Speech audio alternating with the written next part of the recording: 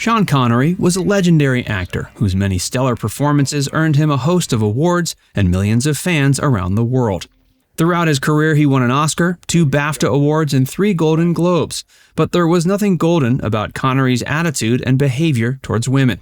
In interviews and accounts that have surfaced more and more after his death, he's been shown to have had a strong chauvinist streak that has done a great deal to tarnish an otherwise legendary career. Join Facts First as we talk about how Sean Connery's foul comments confirm why his wife left him. Connery's controversial comments in 1965.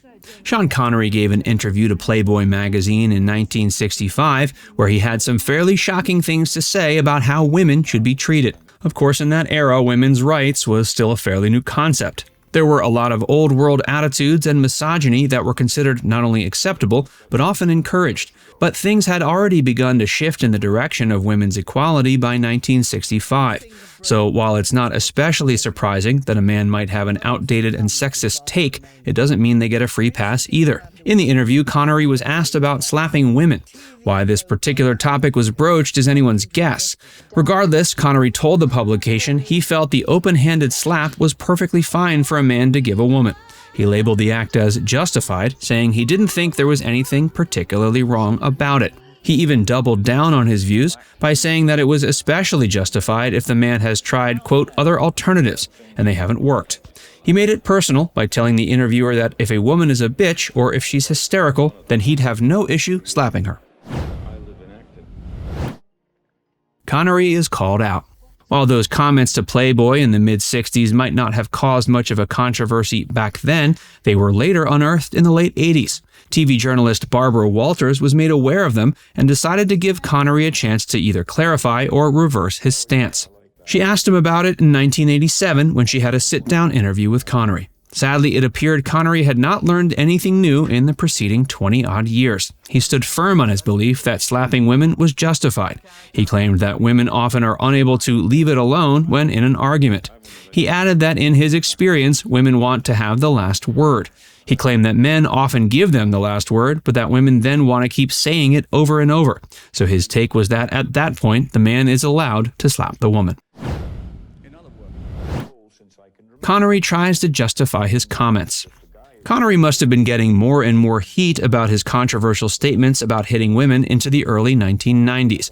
Because in 1993, he gave an interview to Vanity Fair where he tried to make a clarification about his stance. He claimed that what he really meant was that there were far more crude things a man could do to a woman.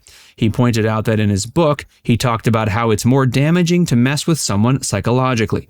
His point was that slapping a woman wasn't the worst thing a man could do to her, which is not exactly an opinion anyone should be shouting from the rooftops. He even intimated that women who escalate arguments are actually hoping to get smacked. He referred to it as the ultimate confrontation. When the interviewer asked if Connery preferred women to act with old-fashioned ideals of femininity, Connery said he expected women to always be more gentle and quiet than him. Connery tries to fully walk back his comments. In 2006, more than 40 years after his original comments about hitting women, Connery finally decided he needed a different tactic. He talked to the Times of London and tried to claim his comments were taken out of context. Of course, it's hard to say what context would now make it okay to justify hitting women, but Connery certainly gave it a try. He followed that up by saying he now didn't feel that any level of abuse was acceptable against women. Before we tell you more, be sure to give this video a like and subscribe to Factsverse if you haven't already. Diane Cilento's revealing book. You might wonder why Connery chose 2006 as the year to suddenly come out and reverse his take on hitting women. Well, it likely had a lot to do with the fact that his first wife, Diane Cilento, released a tell-all book that year. Connery and Cilento were married from 1962 to 73. The book, which revealed intimate details about their marriage, was called My 9 Lives. Cilento shocked the entertainment world when she claimed Connery had physically and mentally abused her over the course of their marriage. For starters, she said their differing backgrounds made it so their relationship was tumultuous. She was born to wealthy doctors in Australia, whereas Connery had a rough-and-tumble young life on the streets of Scotland. She also said Connery had a difficult time dealing with her career successes, and that he also didn't know how to handle the sudden fame he experienced from the James Bond films. All that led him to be an abusive husband, claims Cilento. In an interview promoting the book, Cilento pointed out that Connery was twice her weight, and that physical contact would therefore have a greater effect on her. Connery denied ever being physically abusive towards Cilento, though his many on-the-record comments in favor of violence towards women make it so that's hard to believe. When the book was released, the editor commented that it would likely be a difficult read for Connery because of all the allegations. He also added that Connery was a bully. Connery's more successful second marriage. Connery's first marriage may have been filled with tumult and abuse, but his second marriage seems to have been a lot more successful. He met Micheline Roquebrune in 1970 at a Moroccan golf tournament. Reportedly, Connery was immediately in love, and he referred to her at the tournament as ma chérie. She found this endearing even with his thick Scottish accent.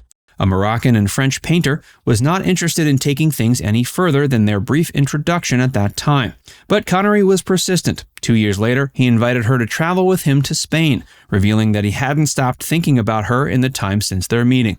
She reluctantly agreed, and the relationship sprang from there. They got married in 1975 and remained so until Connery's death in 2020.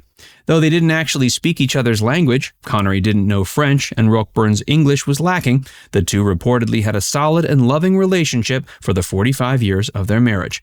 In the 90s, they retired to the Bahamas to get away from the craziness of Hollywood. While there, they lived in a big villa and enjoyed each other's company as they grew older.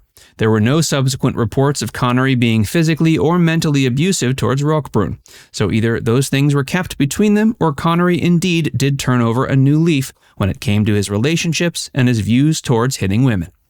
Now it's time to hear from you. Does your opinion of Sean Connery as an actor change when you take into account his public statements about hitting women? Let us know in the comments section below. And before you go, make sure you give this video a like and subscribe to Facts First if you haven't already. Click the bell icon to stay updated on all our latest content. By the way, if you haven't joined Facts First as a member yet, be sure to look below this video and click the join button. By becoming a paid member of Facts First, you'll get access to exclusive video content that you won't find anywhere else. This includes some of our more mature content that isn't suitable for public audiences, which includes topics like Hollywood actresses who posed for Playboy and some of the steamiest moments in movie history. Plus, you can enjoy these videos completely ad-free. Our biggest fans will notice they also get badges next to their name when they leave comments on our videos. We pay special attention to comments from our members, and so do other viewers.